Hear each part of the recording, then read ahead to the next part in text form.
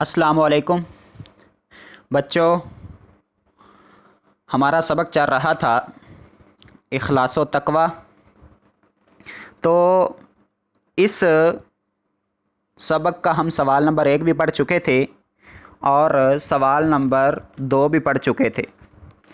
تو آج ہم اس سبق کا سوال نمبر 3 پڑھیں گے۔ تو سوال نمبر 3 ہے، خالی جگہ پر کریں۔ اس میں الف جز ہے اللہ تعالیٰ دلوں کی باتیں اچھی طرح ڈیش ہے۔ تو بچوں یہاں پر جانتا کا لفظ آئے گا، اور یہ آپ جب یہاں پر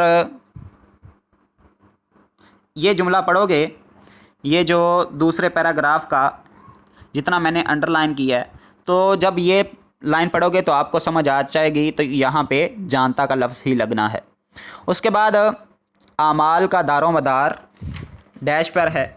تو یہ آپ پڑھ چکے ہو پیج نمبر 30 پہ، میں اس کو پہ نشان لگا دیتا ہوں۔ اعمال کا دار و مدار نیتوں پر ہے، یہ میں نے اس کو انڈر لائن کر دیا۔ اس کے بعد جیم پہ ہے، اللہ تعالیٰ نے انسانی فضیلت کا معیار ڈیش کو قرار دیا۔ تو بچوں یہ بھی آپ پیچھے پڑھ چکے ہو، اللہ تعالیٰ نے انسانی فضیلت کا معیار کس کو قرار دے دیا؟ تقوی کو، اور یہ میں اس کو انڈر لائن کر رہا ہوں پیج نمبر 30 پہ۔ اس کے بعد دال جز پہ ہے، زندگی کے آخری سانس تک ڈیش کا دامن ہاتھ سے نہ چھوٹے۔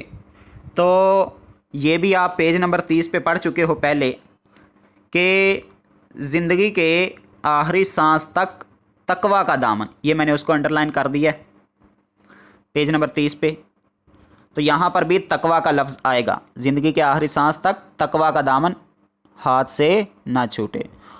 جیم پہ بھی تقوی اور دال پہ بھی تقوی کا لفظ ہے۔ جز ہے اخلاص و تقوی اخلاقی بلندی کا آخری ڈیش ہے۔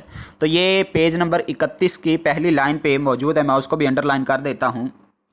یہ لفظ یہاں پہ زینہ آئے گا۔ تو کیا جملہ بنے گا؟ اخلاص و تقوی اخلاقی بلندی کا آخری زینہ ہے، میں نے اس کو انڈر لائن کر دیا اوپر اسی پیج پہ۔ تو بچوں یہ تھا آج کا سوال۔ مجھے امید ہے کہ یہ سوال آپ کو سمجھ آ چکا ہوگا۔ اپنا خیال رکھیے۔ اللہ حافظ۔